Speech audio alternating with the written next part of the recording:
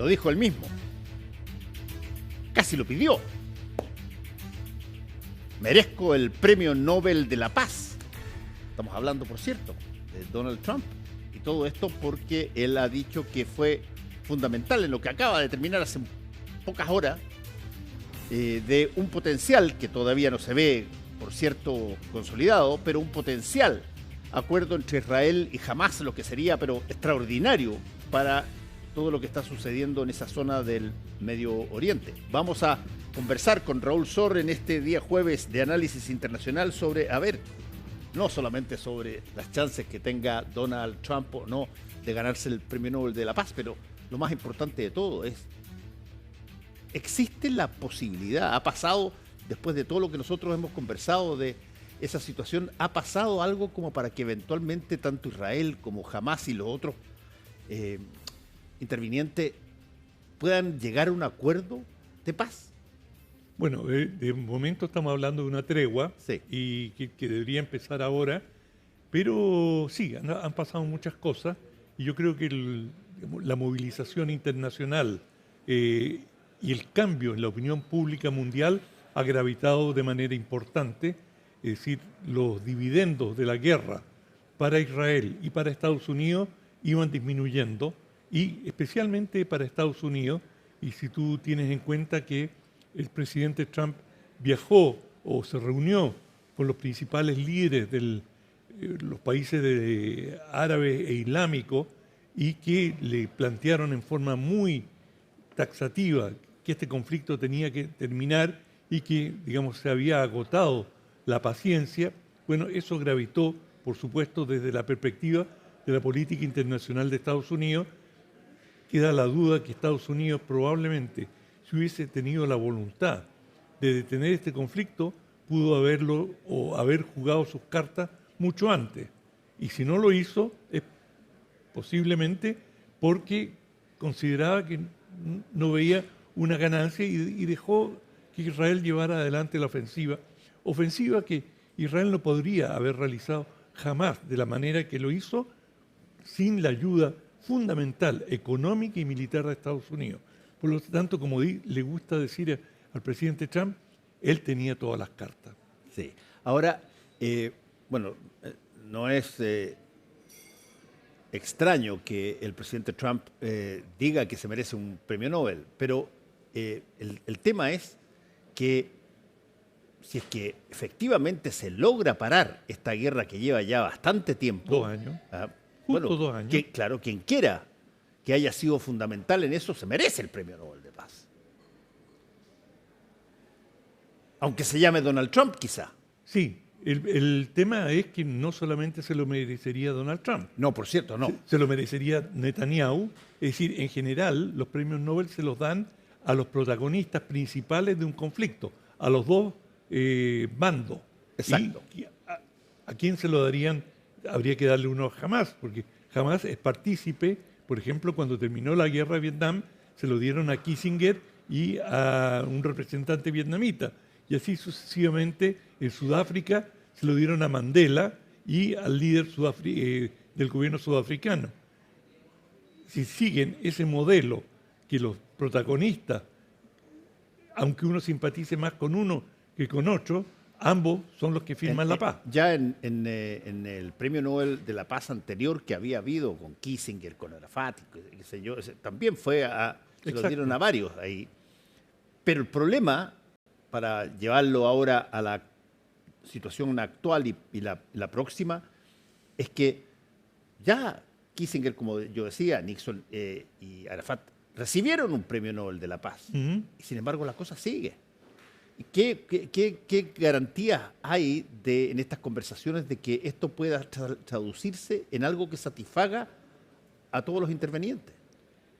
Tú pusiste el dedo en la llaga, Fernando, y la pregunta de fondo es, este conflicto, más allá si esta tregua se va a consolidar y va a terminar en un acuerdo de paz, aún si hubiera un acuerdo de paz, ¿qué va a pasar con la población gazatí? Hay un signo de interrogación enorme, que un lugar, esa franja, está completamente destruida. Se estima que 90% de las viviendas están destruidas o dañadas, 90%. Tienes un balance de 66.000 muertos entre los gazatíes. De manera que las heridas, el daño que se ha hecho ahí, hemos visto la situación de los niños. Los niños han estado 2 años sin escuela, no hay hospitales, es decir, hay una situación de devastación absoluta de la franja. De manera que es fantástico y todo el mundo se alegra de que por lo menos el calvario de los bombardeos, de la ofensiva permanente, termine. Tanto, en primer lugar, para los gazatíes, que son las víctimas, pero también para los israelíes. También en Israel hay una saturación, sí. Hay digamos, uno ve las encuestas de opinión pública y el grueso de los israelíes quiere el fin de la guerra, además de el retorno de los rehenes. De manera que esto va a ser un alivio para todos, pero del alivio a una solución de largo plazo es otro tema completamente distinto. Y yo creo que el Medio Oriente ha cambiado, uno ve un cambio en la correlaciones de fuerza y no me queda en absoluto claro qué solución se le va a ofrecer al pueblo palestino. Es decir, lo que está planteado en el acuerdo de 20 puntos que Israel desechó, o Netanyahu desechó, es la creación de un Estado palestino. Sí. Y se señala en los 20 puntos. Pero Netanyahu inmediatamente dice, no, yo eso no lo voy a aceptar. Y Netanyahu, más allá de su personalidad, de lo que él represente, es el gobernante de una coalición política.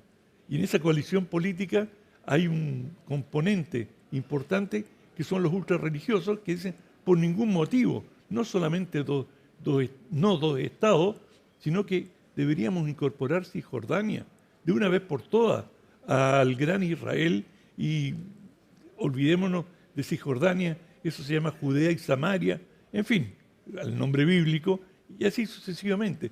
De manera que el conflicto está vivo, aunque afortunadamente, y ojalá, bueno, cualquier persona de mediana buena voluntad, lo único que querrá es que esto se consolide y que los gazatíes puedan vivir en relativa tranquilidad ahora, en el futuro inmediato. Ahora, ahí hay un punto que tú planteaste que tiene que ver con, a ver, ¿cuáles son las alternativas a lo que podríamos denominar, partamos desde lo mejor, de que ya, un acuerdo de paz, de tregua estable, ya, eso es lo mejor, pero es lo más difícil y lo que se ve más improbable.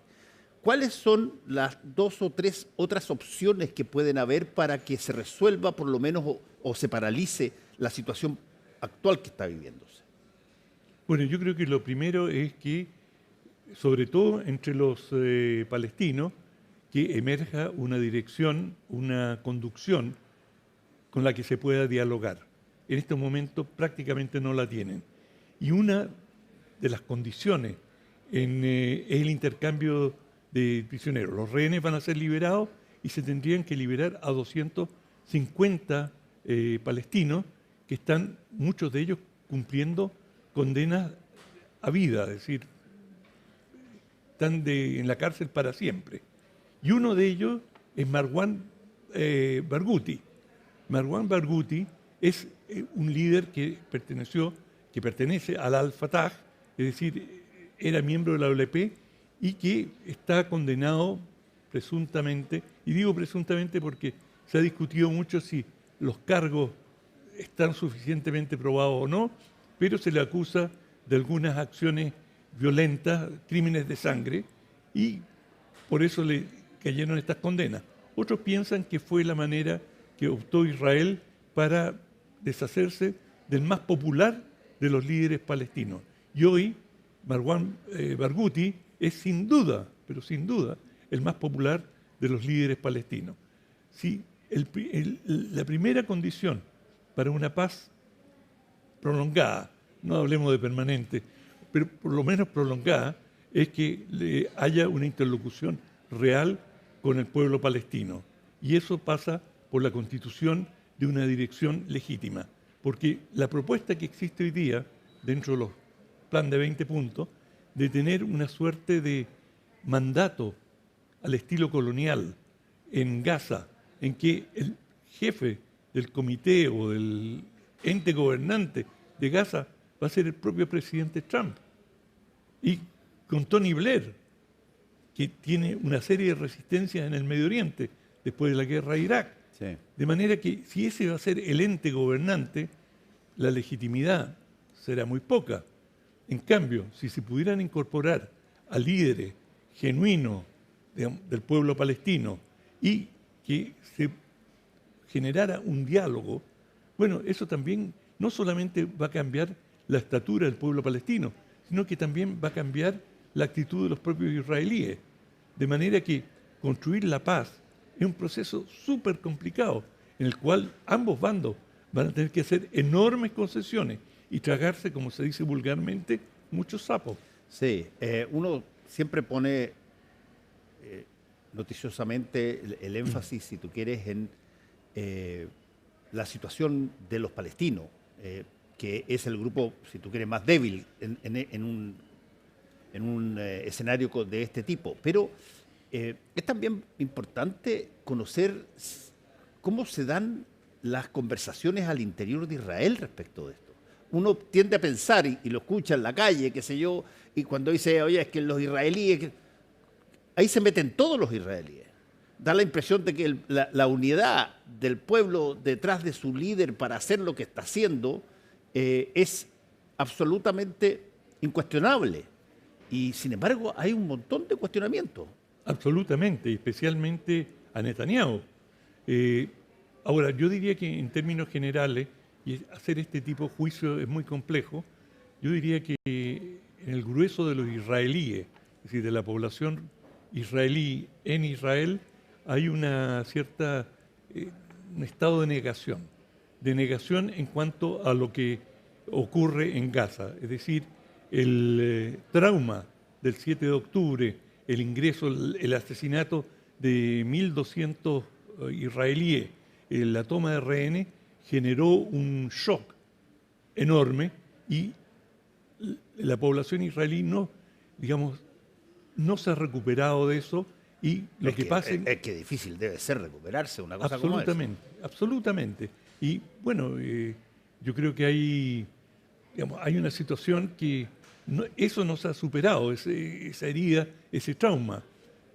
Y eso ha llevado a una negación en la cual la movilización de los israelíes ha sido exclusivamente y fundamentalmente por la liberación de los rehenes. Y allí se ha concentrado el sentimiento antibélico.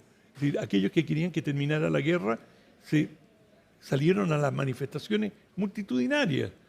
Decenas de miles, cientos de miles de personas, algunos días viernes, en Tel Aviv se convocaban para pedir la salida, el retorno de los rehenes.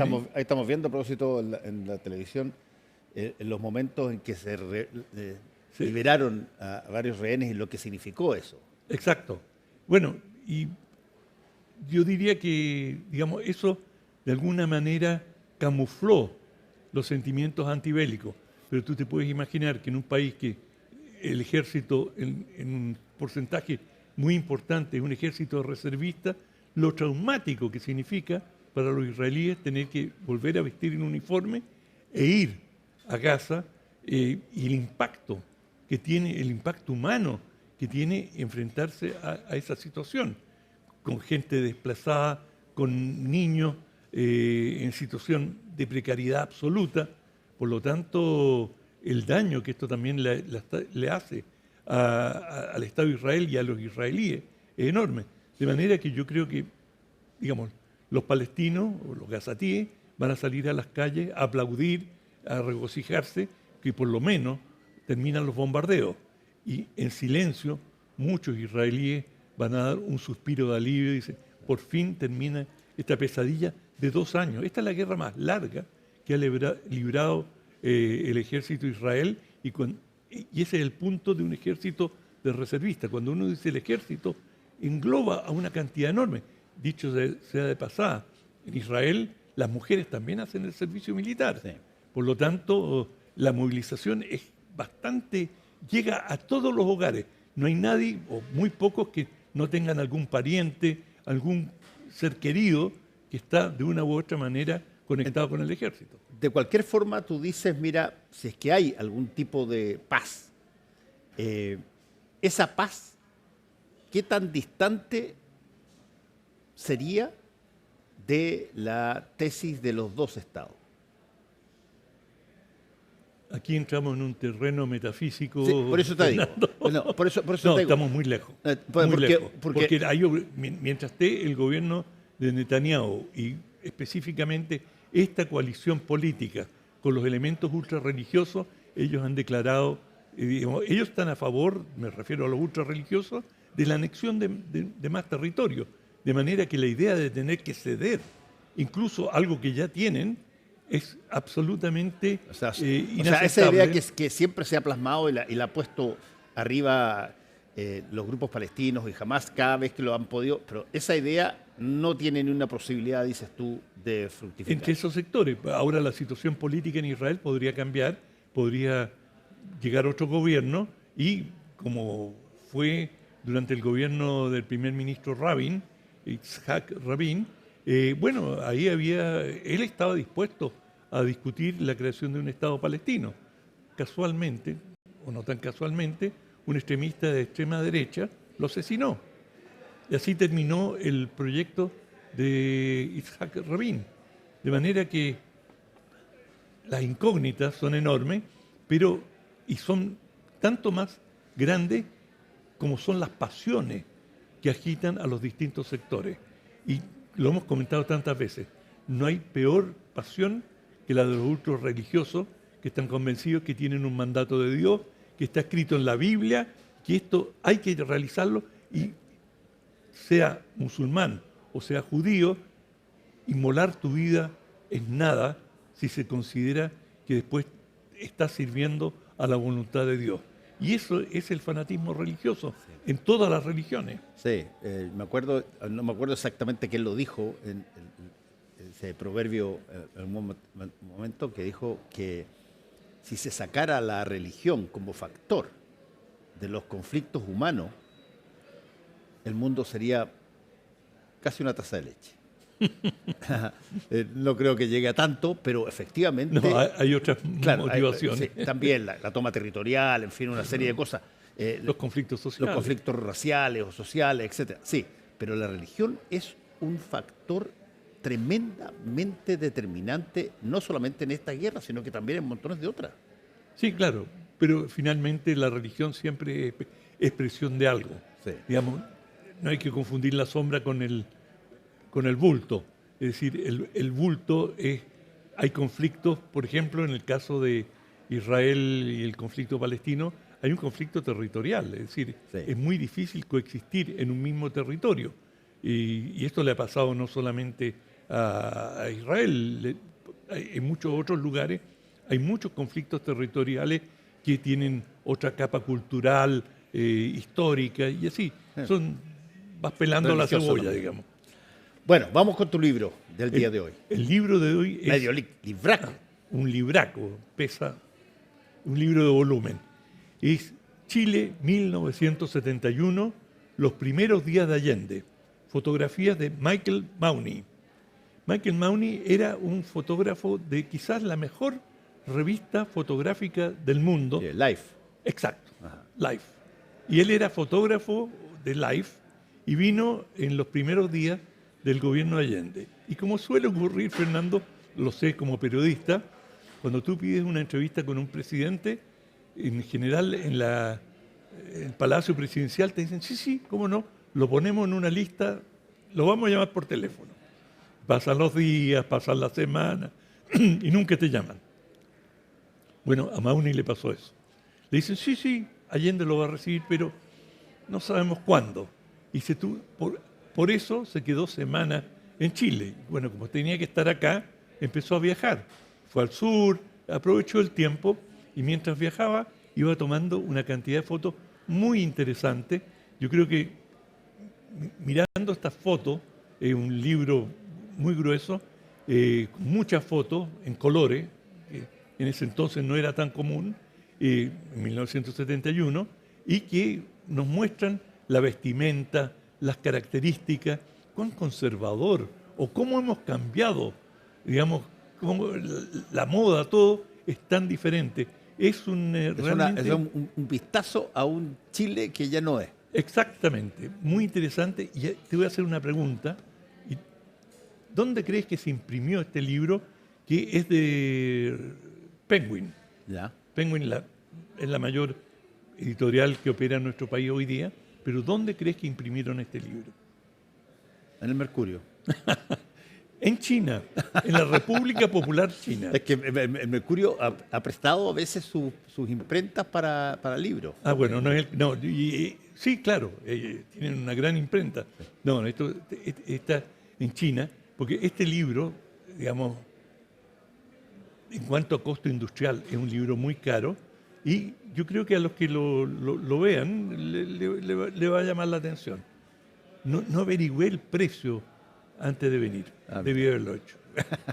Chile 1971, un vistazo a la historia reciente. Muchas Exacto. gracias, Raúl Sor, por haber estado con nosotros una vez más, aquí como todos los jueves. Como se dice en inglés, my pleasure. A todos ustedes, muchas gracias por su sintonía y nos encontramos el próximo lunes. Chao.